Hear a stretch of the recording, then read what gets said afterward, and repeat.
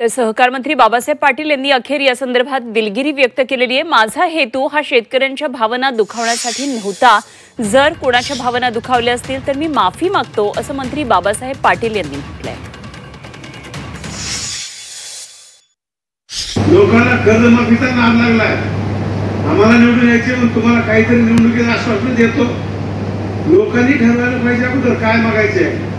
एखाद्या गावामध्ये निवडणुकीत अनिल भाईंसारखा माणूस गेला आणि लोकांना सांगितले की आमच्या गावाला नदी आणून देईल, त्याला आम्ही मतदान करणार। त्याने काय मागा ठरवा ना। अनिल भाईंना सांगले आजची वेळ हल्ल्याच्या नदी देऊन टाकतो तुला। म्हणून मित्रांनो, मागणाऱ्यांनी काय मागावं ते ठरवा। निवडणुकीत आम्हाला निवडून यायचे म्हणून आम्ही देखील आश्वासन देतो। काल जळगाव येथे एका बँकेच्या उद्घाटनाच्या निमित्ताने गेला असताना आपल्याला ग्रामीण भागामध्ये अर्थव्यवस्था जर मजबूत करायची असेल तर शेतकऱ्यांनी दुधाकडे वळावं। अर्बन बँक पतसंस्थेने देखील या शेतकऱ्याला कर्ज द्यावं।